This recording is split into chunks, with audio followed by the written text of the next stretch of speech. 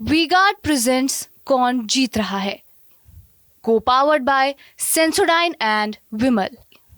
बोलो जुबां केसरी।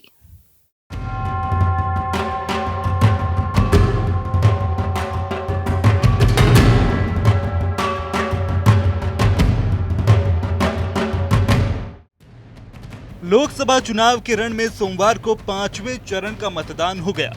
14 सीटों के इस घमासान में करीब 5 मंत्रियों समेत कई दिग्गजों का इम्तिहान है। 2019 में इस चरण की 14 में से 13 सीटों पर बीजेपी का कमल खिला था। तब सपा बसपा का गठबंधन था। अब 2024 की बिसात पर सपा कांग्रेस का गठबंधन है। इनमें 10 सीटों पर सपा तो 4 पर कांग्रेस उम्मीदवार मैदान में हैं। सवाल यह है कि इस बार किसका पलड़ा भारी है। बीजेपी के लिए इस चरण में अयोध्या में भव्य राम मंदिर का बड़ा मुद्दा है। सबसे पहले तो लोकसभा के जो 4 चरण के चुनाव हुए वो शानदार हुए और भारतीय जनता पार्टी की दृष्टि से कहें तो हम 270 से ज्यादा सीटें जीत चुके हैं। मैं भारतीय जनता पार्टी के प्रति एक तरफा समर्थन देख रहा हूं। उत्तर प्रदेश की तो 14 सीटें हैं और 14 की 14 सीटें मुझे स्पष्ट दिखाई दे रहा है। उसमें रायबरेली भी शामिल है। श्री राहुल गांधी जी वहां चुनाव हार रहे, दिनेश प्रताप सिंह जी कमल के फूल पर वहां चुनाव जीत रहे। पिछले चुनाव के हिसाब से इस बार कई सीटों पर बीजेपी के लिए हैट्रिक लगाने का मौका है, तो कई सीटों का समीकरण बिगड़ा हुआ है। कौशाम्बी में राजा भैया के दांव ने तनाव दिया है, तो गोंडा, बांदा, बाराबंकी और फतेहपुर को फतेह करने में थोड़ा ज्यादा जोर लगाना होगा। मैंने कई चरणों का चुनाव देखा है। पहले चरण से हम लोग लगातार प्रचार कर रहे हैं और इस चुनाव में ऐसा माहौल देखने को मिल रहा है कि हर चरण में जनता का गुस्सा भारतीय जनता पार्टी के खिलाफ बढ़ता चला जा रहा है। 80 की 80 सीटें भारतीय जनता पार्टी हारने जा रही है।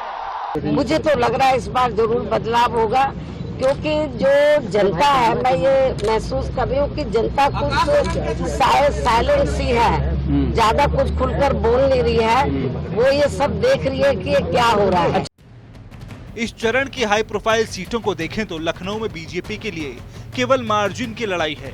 केसरगंज में ब्रजभूषण का किरदार कसौटी पर है, तो वहीं अमेठी रायबरेली के रण में यहां मनोज पांडे के जाने से जहां गठबंधन को झटका लगा, तो वहीं अदिति सिंह की चुप्पी से बीजेपी की चिंता बढ़ी। गढ़ और विरासत की इस महाभारत में तमाम दांव चले गए। अब दावों की हकीकत तो 4 जून को ही पता चलेगी। यहाँ बीजेपी और कांग्रेस दोनों की प्रतिष्ठा का सवाल है। विकसित भारत के संकल्प के साथ गरीब कल्याण एवं महिला शक्ति को समर्पित एक नेता को, एक राष्ट्र सेवक को मैंने अपना मत दिया।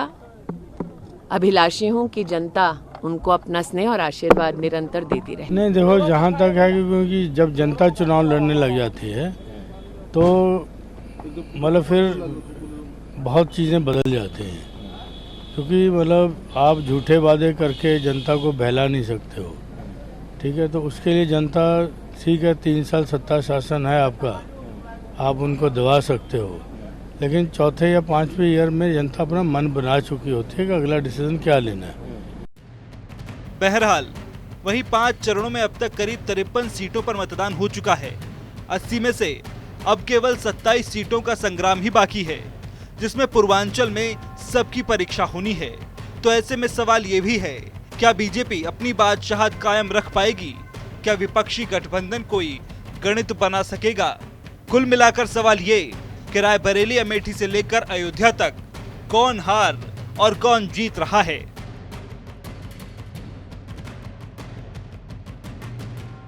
वी-गार्ड प्रेजेंट्स कौन जीत रहा है, को पावर्ड बाय सेंसोडाइन एंड विमल। बोलो जुबां केसरी।